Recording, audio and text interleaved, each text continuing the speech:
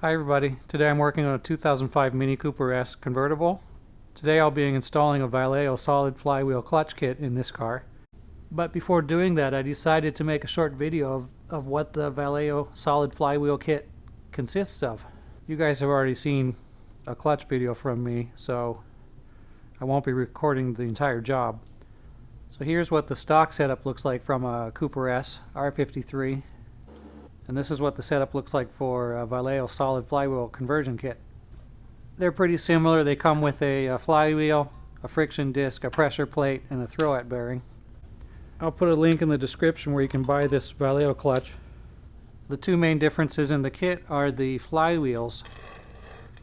The stock mini flywheel is a dual mass setup where the inner part and the outer part are separated by some bearings. And then there's giant springs inside that dampen the forces. You can kind of see where the springs live in here. The Valeo setup is just a basic solid piece of metal that's refreshingly simple, and it weighs about 2 pounds lighter. The stock mini friction disc is very basic. It's just a metal spline attached to a friction disc. For the Valeo setup, the dampening springs are moved into the clutch friction disc, which is the same setup as almost every other car on the planet.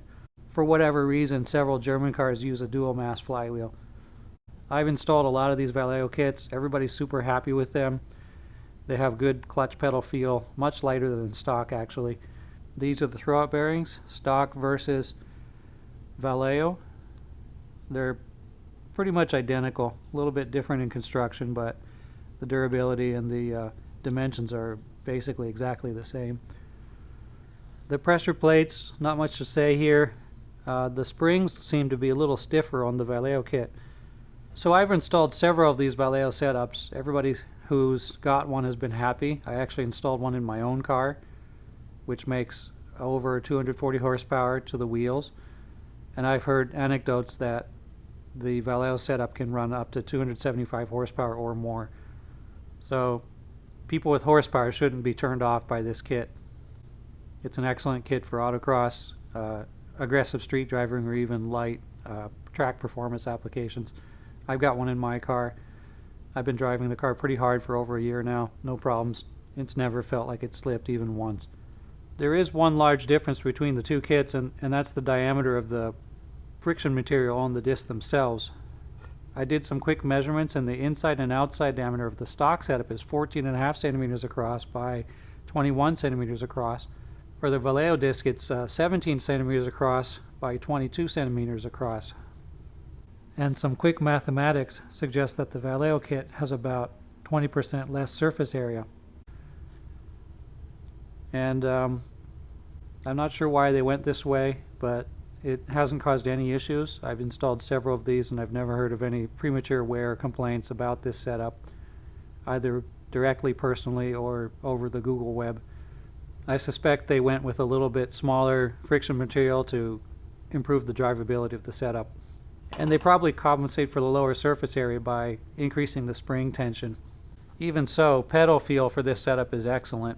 Many people tell me that they think the clutch pedal is broken when they get into the new car since it's so light and easy to operate. I believe it will stiffen up a little bit over time as the clutch wears.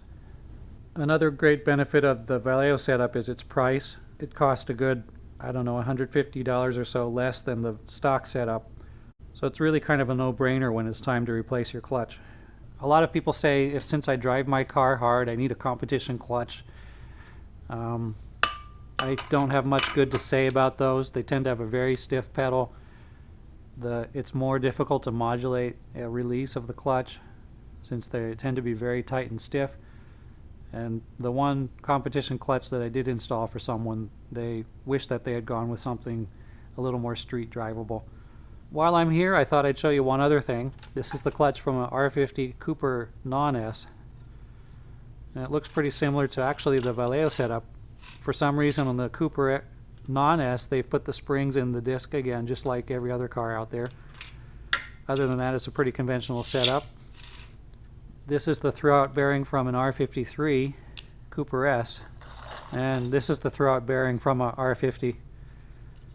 Sorry, I don't have one that's intact, because every single R50 that I've done a clutch on, it's been because the throwout bearing has exploded. So you can see a huge difference in the engineering of the two parts.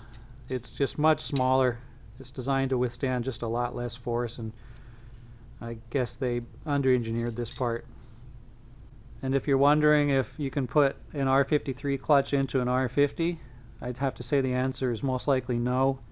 Even if the parts fit inside the bell housing, you can see that the input shaft from the transmission is a totally different size. So that's basically it. Just a quick introduction of the various clutches for the R50 and the R53. So that's all I've got for you today. I'm going to go install this clutch into this car. If you want to watch a clutch install job, you can click here.